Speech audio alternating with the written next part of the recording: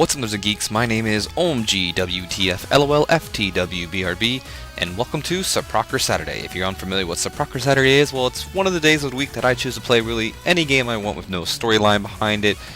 Anything such as that, such as the game that we've been playing for many months now, the arcade playthroughs of Ultimate Marvel vs. Capcom 3. I like to switch off between Marvel and Capcom, so since last week we defeated the game as Ryu, this week we're going to try to defeat it as a Marvel character, and that Marvel character, of course, is going to be Ghost Rider. As you'll see, the other two partners I have is Capcom with Dante and Trish joining Ghost Rider, and I do mess up on Trish's color. I don't know what I was thinking with this one, but I tried to match them all up with white, and I couldn't find a white one for Trish, so I just picked that one, and it ended up being the wrong one. Nonetheless, though, of course, I play with no time and on normal difficulty and all that.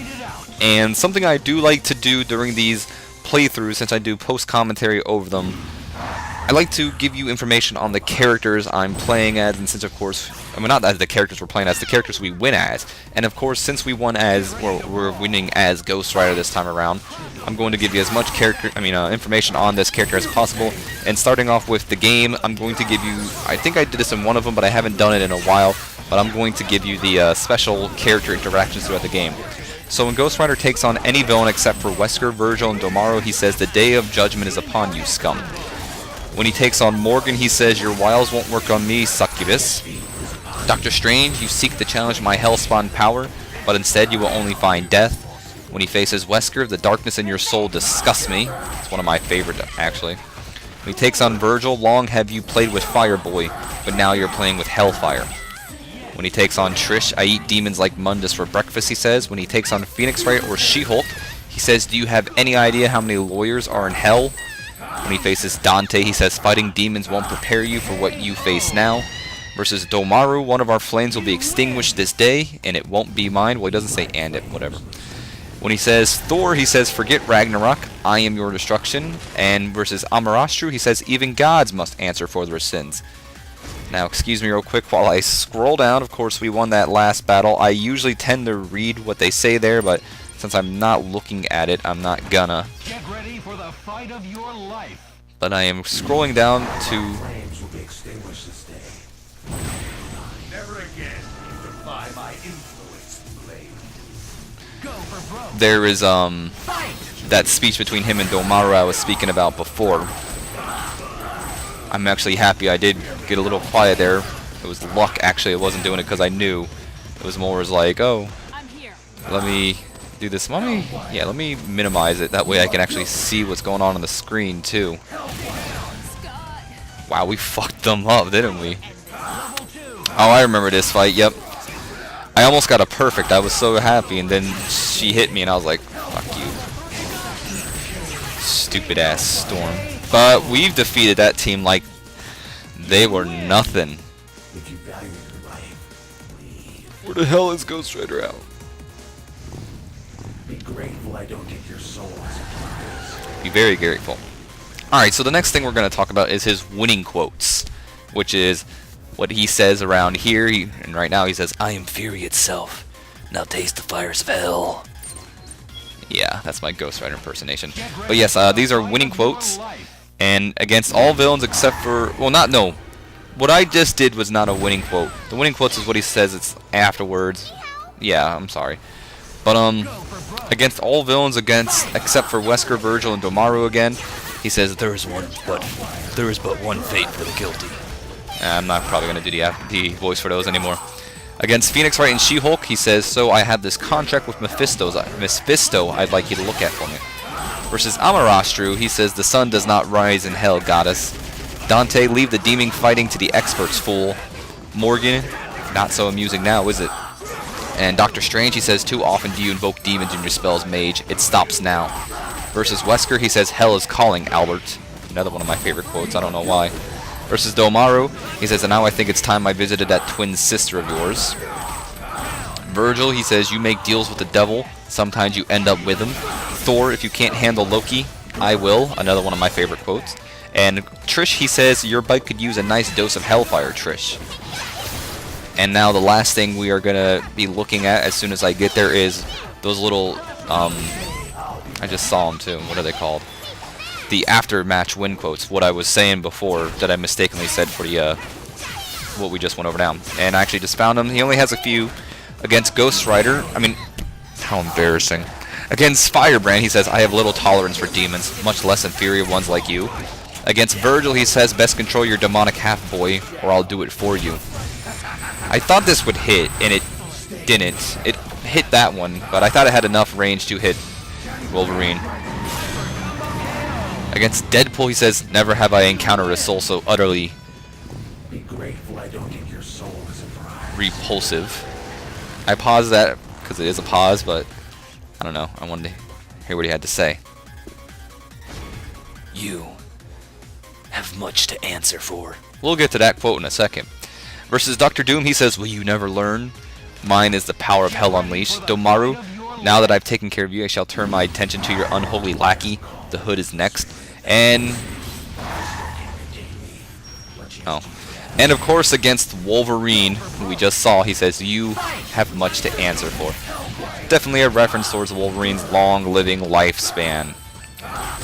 That's really all I have to say on these special conversations, so let me start giving you information that I found interesting on this character. So Ghost Rider, of course, is an anti-hero, and he's the second Marvel character to use the name Ghost Rider, following the Western hero later known as the Phantom Rider, and preceded by Daniel Ketch. Johnny Blaze first appeared as Ghost Rider in the Marvel Spotlight number 5, August 1972. And by the way, I just want to let you know, I'm only giving you information on Johnny Blaze's Ghost Rider since that's the Ghost Rider that appears in this game. He was created by Roy Thomas, Gary Frederick, and artist Mike Plug. I think I pronounced that right. He received his own series in 1973. And the Ghost Rider, or this Ghost Rider, Johnny Blaze's Ghost Rider's career ended when Zarthos fled Johnny's body in issue number 81, in June 1983. Johnny occasionally appeared in subsequent 1990 and 1998 series Ghost Rider, which starred a related character, Daniel Ketch. Roy Thomas describes the character's genesis as, I had made up a character as a villain in Daredevil, a very lackluster character called Stuntmaster, a motorcyclist. Anyway, when Gary Frederick started writing Daredevil, he said, instead of Stuntmaster, I'd like to make the villain a really weird motorcycle riding character called Ghost Rider. He didn't describe him, I said. Phew. I think I worked up a sweat there.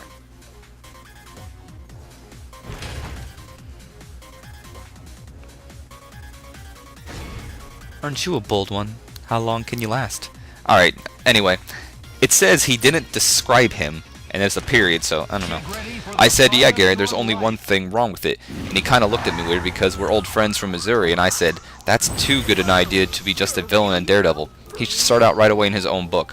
When Gary wasn't there the day we were going to design it, Mike Plug, who was going to be the artist, and I designed the character. I had this idea for the Skullhead, something like Elvis' 1968 special jumpsuit, and so forth, and Plog put the fire on the head. Okay. Just because he thought it looked nice. Gary liked it, so they went off and did it. Now, Gary Frederick also describes the character's genesis. He says, well, there's some disagreement between Roy, Mike, and I over that. I threatened on one or more occasion that if Marvel gets in a position where they're going to make a movie or make a lot of money off of it, I'm going to sue them, and I probably will. It was my idea. It was always my idea from the first time we talked about it. It turned out to be a guy with a flaming skull and rode a motorcycle. Plug seems to think the flaming skull was his idea, but to tell you the truth, it was my idea. That didn't even describe it. Why did Wikipedia tell me it described his character? Okay, whatever. And then Plug recalled in a 2008 interview. Now, there's been all kinds of dialogue about who was the creator of Ghost Rider. Gary Frederick was the writer on it. The flaming skull, that was the big area of dispute. Who thought of the flaming skull? To be honest with you, I can't remember. What else were you going to do with him? You couldn't put a helmet on him, so it had to be a flaming skull. As far as his costume went, it was part of the old Western Ghost Rider's costume. With the Western panel front, the stripes down with the arms and the legs were merely so I could make the character's costume as black as I possibly could and still keep the track of his body. It was the easiest way to design him. And we just defeated Dante with Beautiful Joe. Stylish and beautiful. An obvious response towards Beautiful Joe from Dante. My hair? I'm not getting old. Oh, I already fucked up the thing. How do I mess up something that's right in front of me? Whatever. Of course, Blaze, or Johnny Blaze, I guess, returned in a 6 issues 2001 miniseries written by Devin Crayson, and a second miniseries written by Garth Ennis in 2005, and an ongoing monthly series that began publication in July 2006. The common theme of the Ghost Rider is a human host who transforms into a flaming-headed motorcyclist with supernatural powers. When riding their bikes, the vehicles can travel faster than conventional motorcycles and can maneuver impossible feats such as riding straight up a vertical surface or across water. Hellfire is a supernatural flame which typically burns the soul, not the body.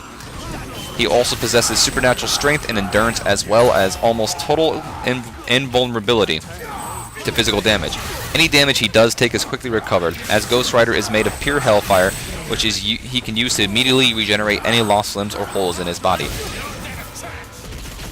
Thank God for Dante there. For a time when Daniel Ketch was Ghost Rider, Johnny did not have typical powers. Instead, he wielded a shotgun that fired mystical force blasts and rode a mystical motorcycle, both somehow empowered by the exposure to Ketch's hellfire. Hold on real quick, I want to express something. How did I miss? Someone please tell me how did I miss that move? I was so excited because I was going to get to use the Penistare and I somehow missed. Don't know how. The newest incarnation of Johnny Blaze's Ghost Rider, another main weapon in his arsenal has been his chain, which was first used by Daniel Ketch.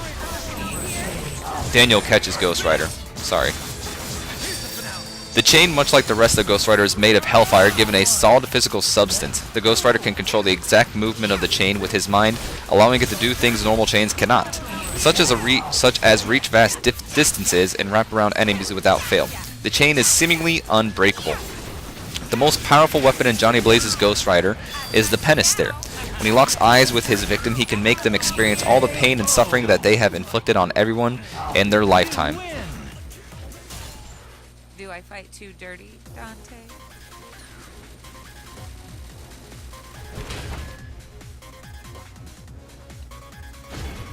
Now we know who wears the pants in this relationship. How did I stutter on that one? And now we get to take on Galactus. Behold, the power cosmic itself. The day of judgment is upon you, scum. Ooh, I love when he says that to Galactus for some reason. Anyway, experience pain and suffering that they have inflicted on everyone in their lifetime, permanently damaging their soul in the process. The only person known to have recovered from the Penistare is Doctor Strange, but this was under exceptional circumstances and required the aid of an angelic being, restoring him to normal. Johnny Blaze was played by Nicolas Cage in the movies Ghost Rider and Ghost Rider Spirit of Vengeance. Ghost Rider has made a cameo appearance in the game Marvel Superheroes vs. Street Fighter. He is locked in a container along with several other Marvel and Street Fighter characters in Apocalypse Stage. Ghost Rider can be seen in the level Race to the Bugle in the 2000 Spider-Man video game. He's an ally who can be called on in the Venom and Spider-Man Separation Anxiety. He's a playable character in Marvel Ultimate Alliance and was voiced by Nolan North. He's unlocked after you rescue him from Mephisto's realm. He appeared in the Ghost Rider video game with Johnny Blaze voiced by Liam O'Brien and Ghost Rider voiced by David Fourquet. He appears in Dante's ending in Marvel vs. Capcom 3 and is playable in the Ultimate Marvel vs. Capcom 3 and was voiced by Richard Grieco in this. I love Richard Grieco, actually. He's a playable character in Marvel Superhero Squad Online and was voiced by Stephen Blum. He appears as an unlockable character in the Marvel Avengers Alliance game on Facebook during the Halloween Spec Ops mission. Ghost Rider, a 1977 song by the early alternative rock band Suicide, is named after the character. It was later covered by the Rollings Band for the Crow soundtrack, and was also a B-side cover by Kill Me Tomorrow on their Skins Getting Weird single.